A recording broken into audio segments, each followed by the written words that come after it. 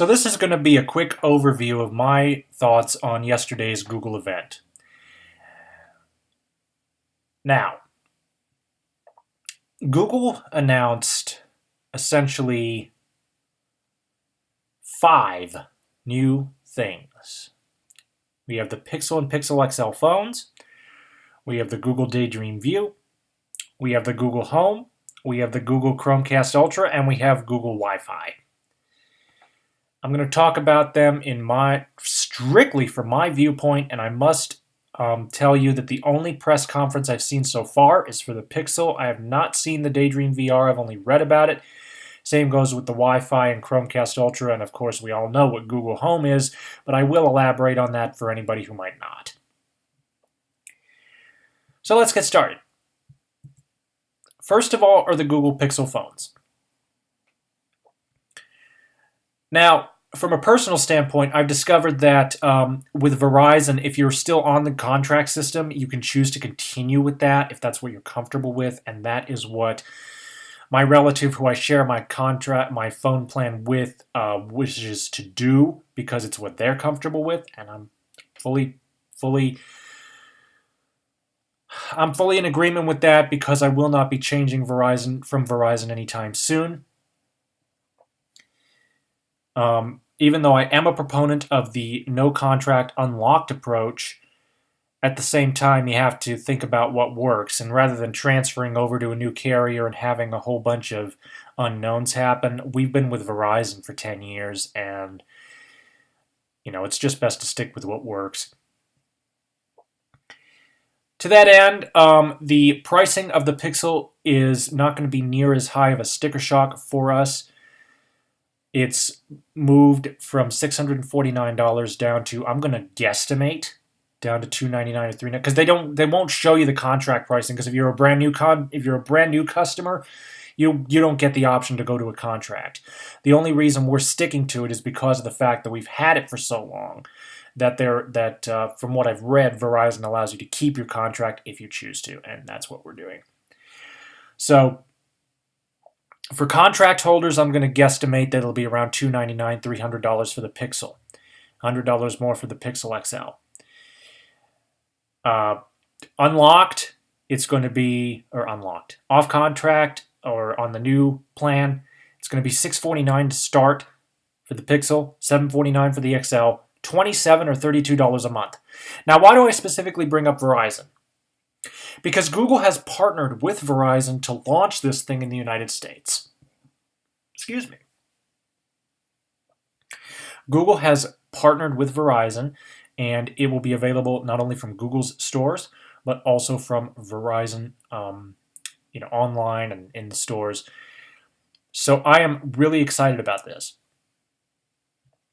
The phone's design is very plain Jane, but it is different.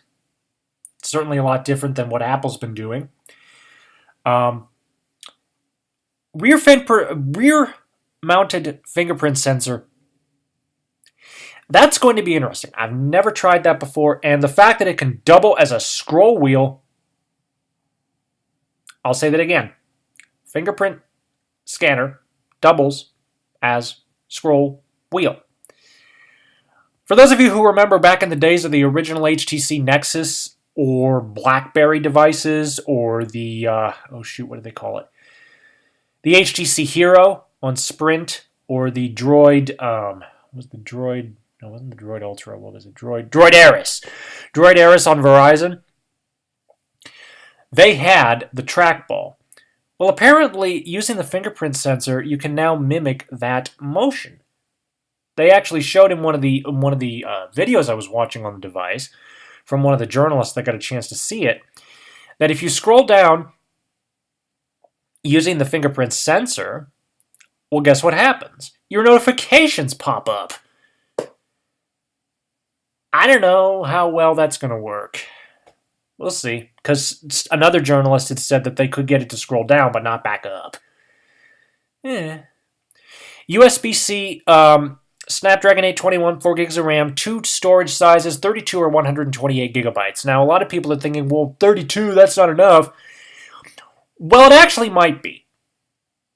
And the reason is because Google is offering free unlimited Google Photos storage from the Pixel phone in full resolution. So, 32 gigs might not be so bad. Especially if you stream your music over Wi-Fi like I do these days. I haven't added any. I have to be honest. I have not added anything to my iTunes collection in months, maybe even a couple years. No, I think it has been. No, it's been at least a year. Yeah.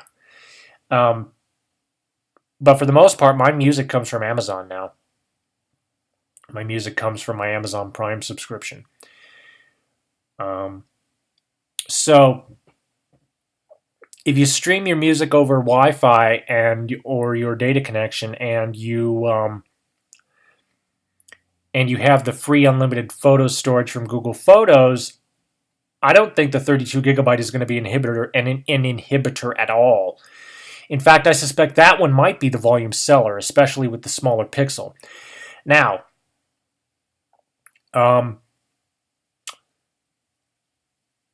you heard me say smaller Pixel. There are two of them, the Pixel and the Pixel XL. The Pixel has a 5-inch screen, and the Pixel XL a 5.5. Typically, I won't go for the smaller phones, but if it's 5 versus 5.5, it's really not all that much of a loss in screen real estate, and if it results in something more pocketable, I'm all for it. So, me personally, I might get the Pixel in silver. There are 3 colors. You can probably see them here. There's black. They call it, I don't know what they call it, something black. It's really odd. Very silver and really blue. Now, if you want the really blue, you have to be aware of 2 things. First, 32 gigabyte only. Second, limited edition. Now, originally I wanted the blue until I saw how much of a fingerprint magnet it was, so I'm going with the silver. Let's see. USB-C. Android 7.1 Nougat is going to come out of the box, but it's going to be Google's own build of Nougat, and that includes, throughout the entire system, Google Assistant. If you want to try Assistant, you can go ahead and download the Allo app, assuming you're fine with having it linked to your phone number. For the moment, I'm not. Only because I don't want them to pick up information from the iPhone that one day may end up being irrelevant when I switch back to Android. Now, in terms of the whole privacy, I'm just going to stop for a second and talk about people who may wonder, well, what about my privacy? I put up a video about a year ago talking about how privacy as a concept is pretty much dead. Everything that comes out of my mouth is going to be up on YouTube forever. Everything that you do on your phone can, and I stress the can, I'm not saying is, I'm saying can be tracked. So I prefer to err on the side of caution and assume that basically we're being watched all the time. I'm not saying that that's an actual fact, but I figure living in that presumption helps to calm me a little bit. It basically tells me that no matter what I do, you may as well just get over your fear and just live your life, basically. So back to the devices. So Google Allo, if you want to try Google Assistant, it comes with Google Allo.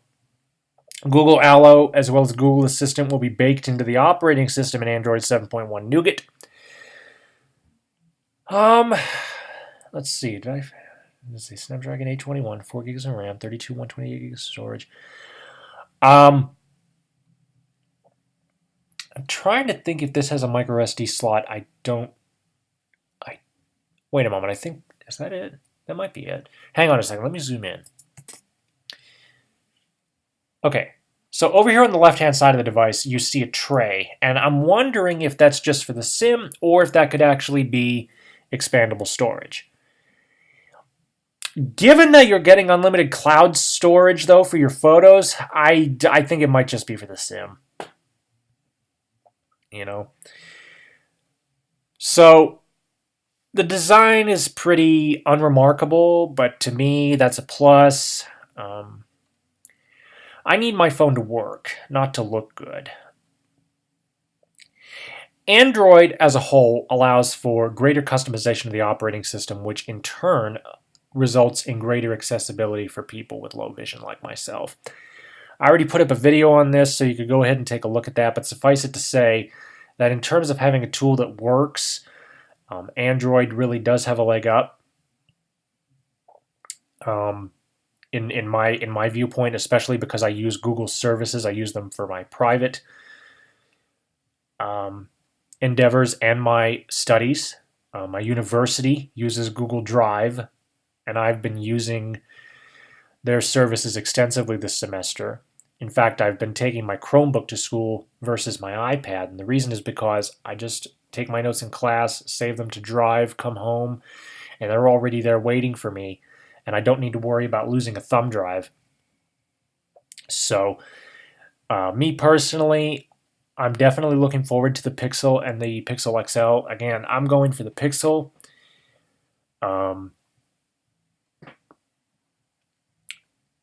So, yeah. But that's just one thing. To go with the Pixel XL, we have Google's DayDream VR. Google's DayDream VR is a virtual reality headset that requires the Pixel to operate, although I don't know, it might accept other headsets. Will it accept other handsets? I don't know. I must stress that I have not seen the press conference for anything except the phone. So, I'm only telling you what I remember having read. Now, DayDream View, to me, it's exciting for two reasons. First of all, I'm very interested in virtual reality as a technology. And how it's going to improve and expand over the coming years. And $79, which is how much this is going to cost, is a very easy way to get into it. Especially if you're going to be getting a Pixel. The other reason I like it is because you can wear your glasses with it. So if you wear glasses, you're already covered. $79, and I think it's just fantastic. Oh, and it's made of a fabric, sort of a velvety fabric, which I think is going to be awesome because the only VR headset I've tried is the first generation Galaxy Gear VR. And that thing ended up becoming uncomfortable after only a few minutes. So Google's View, I think, is going to be honestly a worthwhile endeavor, a worthwhile experiment. It's going to come with a remote. I can't tell you how that's going to work. We'll just have to see what others have to say about it. It's going to come in 3 colors. From left to right, they are snow, slate, and crimson. Me personally, I'm getting the snow or the slate. Very excited about this. Google also announced their Chromecast Ultra. In terms of how I feel about this, 3 simple words. I don't care. $69 and I don't have a 4K TV. Plus, my video content, like I told you before, my music mostly comes from my Amazon Prime subscription. So too does my video content these days. I've got a Fire TV first generation in the back of my television downstairs, and I utilize that pretty much every day. So my Prime subscription is my source for music and for video, so I don't see the need to get one of these personally. If you have a 4K TV, I don't see why you shouldn't, even though I consider $69 to be a little steep for something like this. The other thing they announced is Google Wi-Fi. It's supposedly a set and forget router. $129 gets you a single unit. Now this is the interesting part. 3-pack for $299. Why is that? You plug 2 of them in and they automatically speak to each other. No setup required, and they form a bridge. Now, I'm very interested in seeing what the journalists have to say about this because at my summer house, we essentially have 2 houses on the same property. And so getting Wi-Fi between them has always been a bit of a challenge. We have an extender, but it's been sort of a hit and miss. So perhaps something like this would actually be a better deal. We'll have to see. And then finally, there's Google Home. Google Home is quite interesting from my perspective because I've got the Amazon Tap, and the thing that I've noticed over the years about the Tap, over the months that I've had the Tap, is you can only speak to her in canned response format. You can't carry on a conversation with her. Whereas with Google Home, you should be able to carry on a conversation. And it'll feel a lot more like Star Trek's computer universe that I've often, desired and thought about and talked about. $129. It'll be interesting to see what the journalists have to say. Everything except for the phone is going to be available in November. The phone's pre-orders are starting today, and I think it's going to be shipping in about a week or so, October 13th. Wait a moment. Yeah, October 13th, because today is the 5th at the time of this video. So, let's recap. Google Pixel, very excited, looking at switching to it. 128 or 32 gigabytes of built-in storage, 4 gigs of RAM, Snapdragon 821, USB-C, unlimited Google Cloud's Google Photo storage. And again, like I told you before, to recap that very slight tangent that I had on privacy, if you're worried about that sort of thing, then you really need to get off the internet because privacy as a concept is dead. You can take a look at my video that I put up about a year ago for more information on that.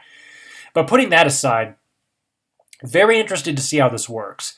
Google Assistant, very interested to see how that works too. If you have an iOS or Android device, you can try it on Google Allo.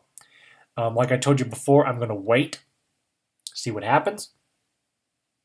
USB Type-C, aluminum construction, pretty standard high-end flagship device for a flagship price at $649.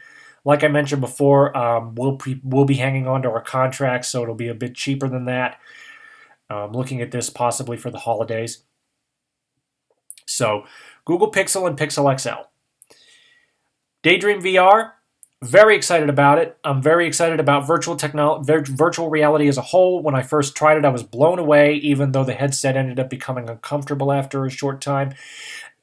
I'm very interested in Google's DayDream View, not only for the virtual reality aspect, but also for the comfort, because it'll work with my glasses. It'll be it's supposedly made of a soft velvet material.